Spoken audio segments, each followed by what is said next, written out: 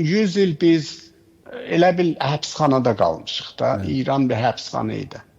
Və orada bizim dilimizə o Molla Nəsrəddin jurnalında deyildiyi kimi, bilirsiniz, o zaman bir Azərbaycanlının yıxıb altına karikaturunu çəkib də, nə deyirlər bu, çizibdir. Bir tərəfdən rus dilini soxurlar ağzına, bir tərəfdən də fars dilini, o da qışqırıq deyirlər, durun, mənim öz dilim də var axı. Bilirsiniz, indi İranda fars dilini çox çalışdılar və çalışırlar, yəni çalışdılar deməyim, çalışırlar 100 ildir. Biz bu biraz özümüzü qoruyub saxlaya bilmişik, biraz. Mən sizə deyim ki, ana dilimdə təmiz danışdığımın çoxunu xaricdə öyrənmişim. Elə güneydə də bizim dilimiz təmizdir, bu Muğan tərəfindən də təmiz qalır. Amma xaricdə də o bəzi fars kəlmələrində, ərəb kəlmələrində mümkün qədər kəsib atmışım. Yəni öz dilimizdə çalışıram, təmiz danışmağa çalışıram.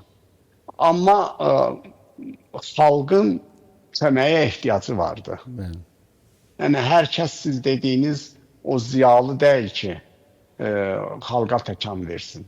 Xalqın həm ziyalıya ehtiyacı var, həm o bugünkü dünyada çox ciddi bir ehtiyacımız nədir 100 ildən sonra? Şimali Azərbaycanın boynuna düşən vəzifə də demək istəmirəm, məsuliyyət vardır. Məsuliyyət var, bəli, məsuliyyət. Məsuliyyət var.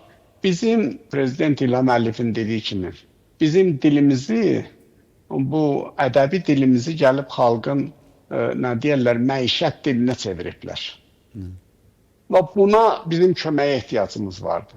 Həm dövlət olaraq, həm xalq olaraq, həm oradakı ziyalılarımız olaraq, Bakının ziyalılarını, bugün dövlətimiz var, şükür olsun. İndi baxmayın, əlbəttə hər dövlətin qusurları var, bizim də dövlətimizin var. Və onu prezident özü də deyir, yəni demir ki, qusursuzluq. Bilirsiniz, ancaq nə olursa olsun orada bir bayrağımız dalgalanır, onun altında yaşayır xalqımızın bir hissəsi. Amma xalqımızın çoxu zülm altındadır, zalimin bayrağının altındadır. Onun üçün də bizim ziyalılarımız, şimalda da olan ziyalılarımızın demək, əsas fəaliyyətlərindən biri də Cənubi Azərbaycanı yaddan çıxartmamaq, ona dəstək verməkdir. Bu baxımdan onu demək istəyirdim, sonra yenə də vaxtda danışarıq.